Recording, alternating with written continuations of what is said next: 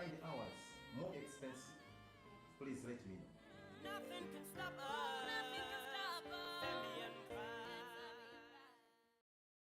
This show brought to you by Zambia Association of Manufacturers.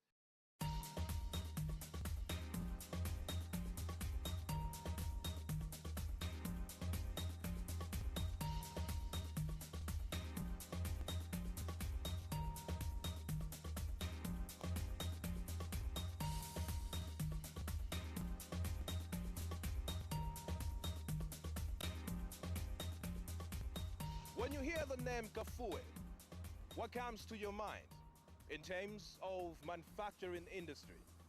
It's the nitrogen chemicals of Zambia, which obviously has been limping over the past years. A lot of workers had lost jobs, subjecting them to an existence that is not acceptable. And then came along the Universal Mining and Chemical Industries Limited, here in Kafue, just opposite the nitrogen chemicals of Zambia. We've been bombarded by several questions. A lot of people have asked. And this is a big question. And I do believe the answer to the question deserves hats off. But first, we start with the question.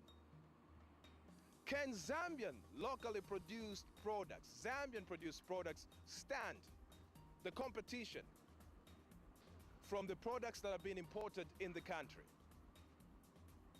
And the big answer is yes. Obviously, by now you've known, you've seen for yourselves the quality of products that are being produced in Zambia. This show has been made possible by Zambia Association of Manufacturers, and it's called Awareness Campaign for Proudly Zambian. My name is Mumbi Kalimba, your host, and we'll be taking tour of this plant, the steel plant in Kafue. Our guest on the program is Dr. Bright Chunga, who is the head of corporate and public affairs, and also the director here at the plant, Dr. Julius Kaoma. They'll be taking us through the plant and obviously explaining to us what exactly is being produced here at the Universal Mining and Chemical Industries Limited. Let's take that tour.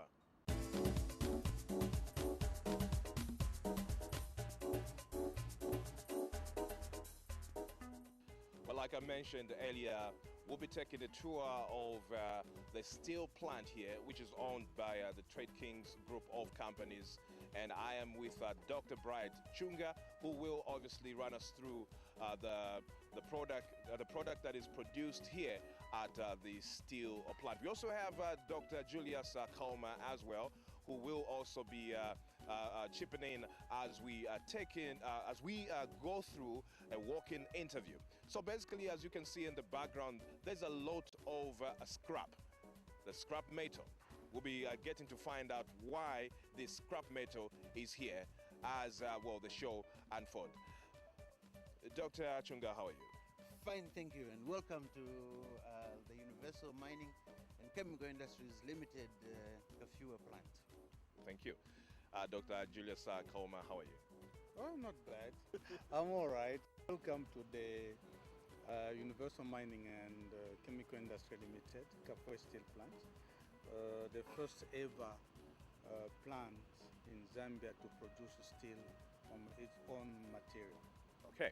Obviously, a lot of people on the roads have seen trucks loaded with scrap metal, and we see a lot of scrap metal in the background. What is this scrap metal all about, and why do we have this scrap metal here? Yeah, essentially, the production of iron and or the manufacturing of iron and steel is arrived at from several different technologies. Mm-hmm. There are two basic technologies that actually dominate that production process at the moment.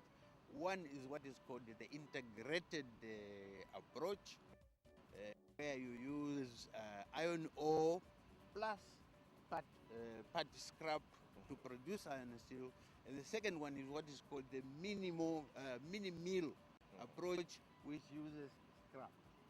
This particular plant is designed to eventually produce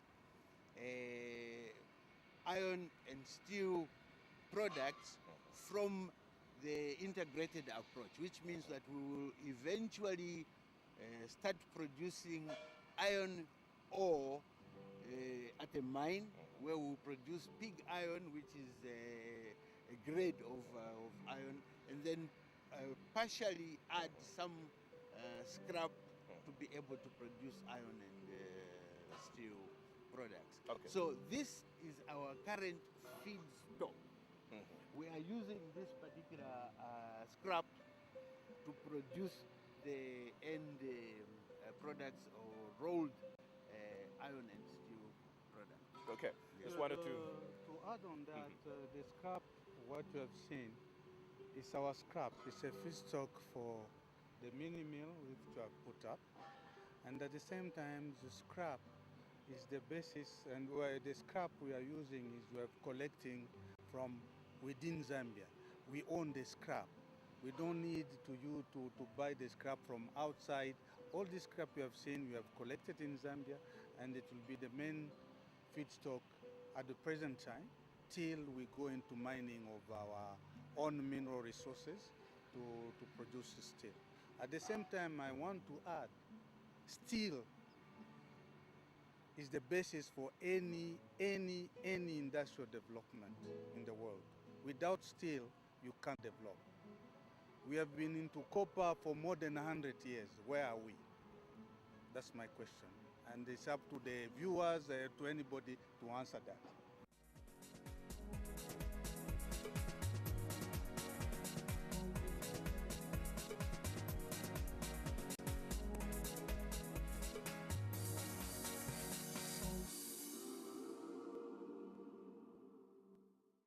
So what is this section called now? This is the scrap bay. This is where we bring in our scrap, iron and steel scrap, and actually cut it into usable sizes. There is a lot of cutting, since most of the scrap metal comes in the forms of different types of forms. Some of them are cars, some of them are pipes, some of them are just different shapes of iron and steel products.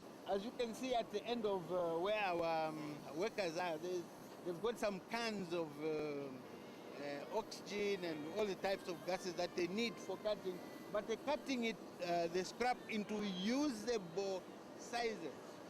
That is then brought here where it's collected by an electromagnet. Earlier on, as we were sitting here, a magnet comes, pulls them up, takes them to ports where we now, I'll be calling them ports just to make you understand, where we now take them into the melting shop for actual eventual melting.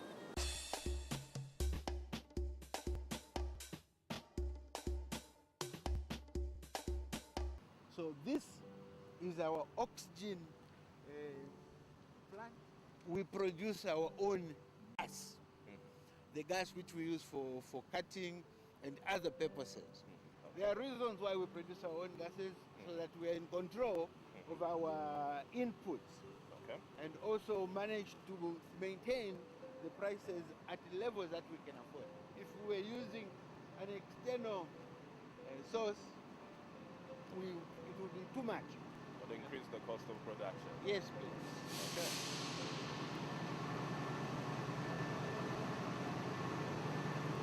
Dr. Chunga, one of the major things that I noticed as we were driving towards the plant was the fact that there wasn't any black smoke coming out of that pipe. Tell us about this technology that you have here. Thank you for that particular question. I think that one of the initial fears that we had to overcome amongst the population here was that of pollution. My colleagues and I took measures to put in place a very, very state-of-the-art pollution control system. What we have here in front of us is the pollution abatement plant. As you were looking at all those different types of scraps that we actually get in here, they produce different types of gases and fumes which we treat from here. What it is we have a system, an exhaust system that brings all these gases, the different types of particles that come out of the manufacturing process and come into here to be cleaned up. So at the end of the day, we are producing a clean exhaust, a clean output in terms of gases, which is far, far below even the minimum requirements set by the Environmental Council of Zambia. So this plant here is able to produce what it is that you observed, that we have no dark clouds coming out of our chimneys. It's because we clean the air. Secondly, if you look on the perimeter of the entire plant, you will see that we have sets and sets of trees growing. One of the exhausts that we produce is carbon dioxide. And trees, for those that have done any primary school or secondary school environmental science will understand, take in carbon dioxide and during the day take in carbon dioxide and they take out oxygen. So we have an orchard in front, a lot of trees, but the whole boundary of the plant has trees specifically to act as a filter, a cleaning capacity to produce cleaner air, cleaner environment for all of us.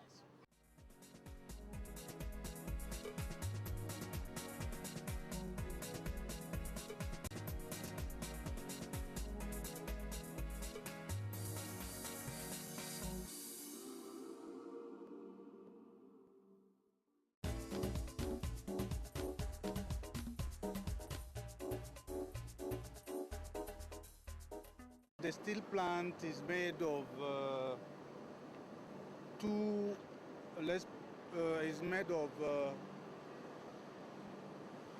three plants. No, let me put in the context to explain properly what is going on. Is that it's made of 4 plants. You have already seen the gas plant where you produce the oxygen. You have already seen the pollution abatement plant where we are cleaning the gas, any pollution coming from the manufacturing side of the plant. And now where we are in the steel making plant or steel making shop where we melt the scrap to produce ingot, billet, just like they're producing copper, the copper ingot. Here we are producing the billet out of the scrap. And this plant, we call it steel making shop, and the steel making shop is subdivided, it's got 5 departments. One is the scrap bay, where we sort all the scrap and graded according to the quality of the steel, which we mixed to take it to the steel making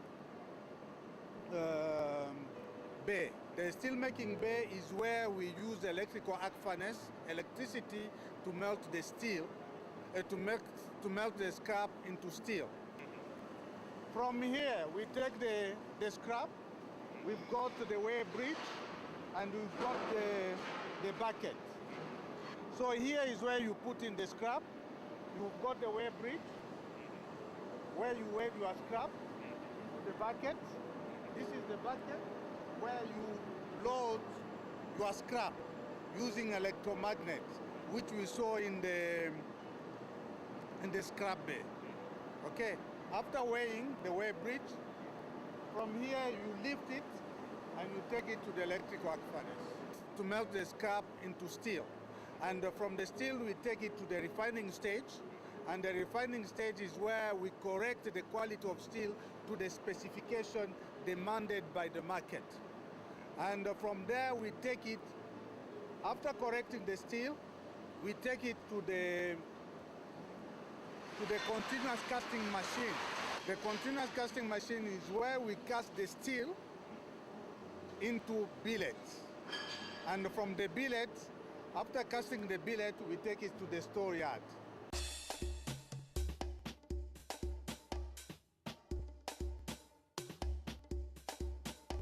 Here we are at the electric arc furnace. We bring the bucket full of the scrap and we load into the electric arc furnace. In this electric arc furnace, what we do is that you've got the roofing, you open up, you swing it aside, you drop your charges into the furnace, you bring back the roof and you close it. And after that, you energize the electric arc furnace. That means you start melting your scrap with electricity. The principle of melting the scrap or the steel with the electricity is the same principle of welding. When you look at somebody welding, you use a certain voltage and a certain current. And welding involves melting the steel to make it weld, to join two pieces. In this case, you use a lot of energy, a lot of current. You are talking about 18 MVA in this case of this plant because of this electric arc furnace, because the capacity of electrical furnace is about 30 tons. And the power to energize the electrical furnace is the 18 MVA, 18 megavolts and so on. And from there, to melt the steel, you have to reach a temperature. To melt the steel, we have to reach a temperature of 1656 degrees Celsius. We've got a chemical lab where we analyze our steel, and based on that, we'll know how much material or additive we have to add to the steel to correct its composition. In other words, after you have melted the you take a sample of your molten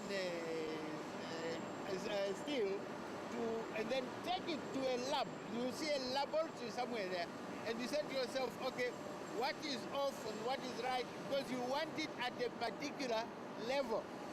When you get the results from the lab, then you determine what you need to do to actually get it to the level that you want to. That's when you add on the additives here in order to get it to the level that you want it. Okay? So the lab that Dr. Kauma is talking about gives you an instant indication as to the quality of what you have. And that is what we correct here to put it to the level that the market demands. Okay.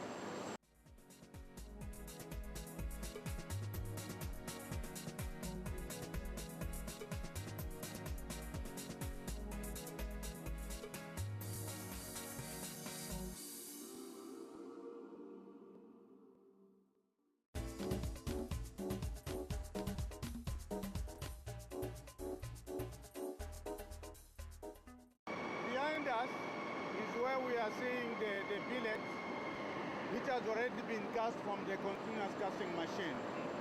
And this stage is the end of the steel melting shop. Okay. From here, we have to go to the rolling mill, where we have to add value to our billet. This part is what makes it this whole concept here different from what we've done all our history. As a country that's in extractive industries, that is in mining, this is where most of our mining industries end.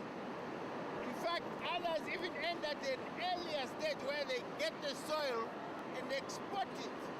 You know, this is where the copper industry ends. It ends at this stage. They export the ingots or whatever, those things that you see in trucks. The cathode. Yes, cathodes and whatever. This is at this stage. Next going to hear you take a step further. We go a step further and add value to this. This is where we are now going to the next stage of us adding value to produce products that you can use.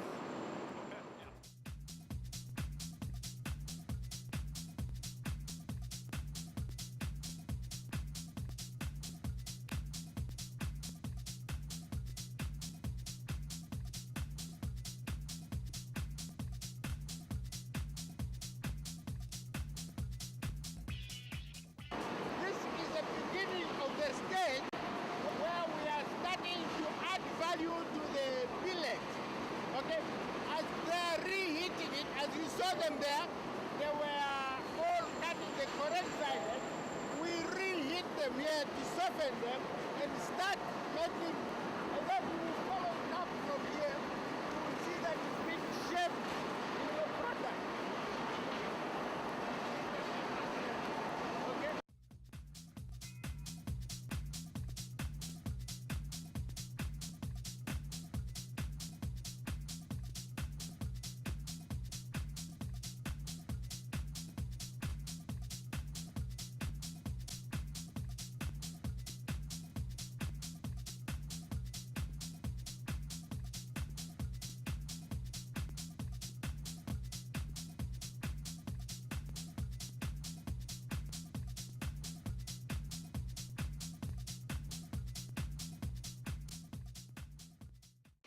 Universal Mining and Chemical Industry Limited, Kafue Steel Plant, we made sure that you have to certify our product.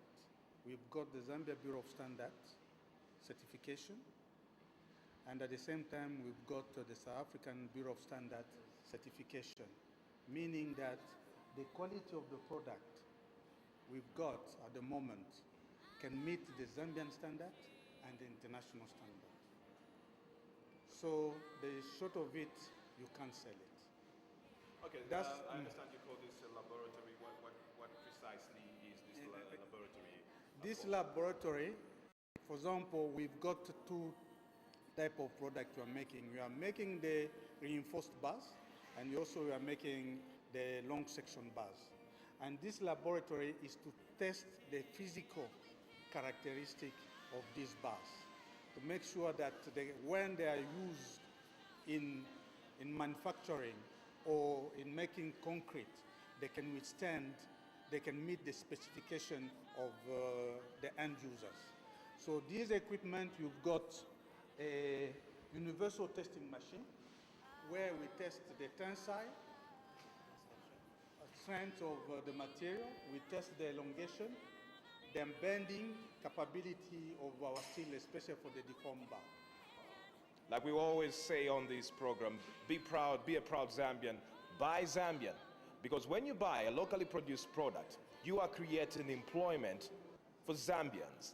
So let's go out there and be proud of locally produced products. I'm pretty sure by now you know from all the shows that we've had, the quality is emphasized in everything that is produced in Zambia. So when you buy in Zambian, you buy in quality, and when you buy in a Zambian, well, once more, you are creating employment for that extra Zambian out there. In turn, obviously, the money that they will get from that employment, they plant it back into the economy, and then we see the Zambian economy growing. So let's grow the Zambian economy by buying locally produced products. My name is Mumbi Kalimba. Until next time on Awareness Campaign for Proudly Zambian, obviously made possible by Zambia Association of Manufacturers. Bye-bye. I love Zambia, and I show it. I love my country, and I show it. I love Zambia, and I show it. I love my country, and I show it. Zambian products, by us, for us. We have made it one family. Together we can.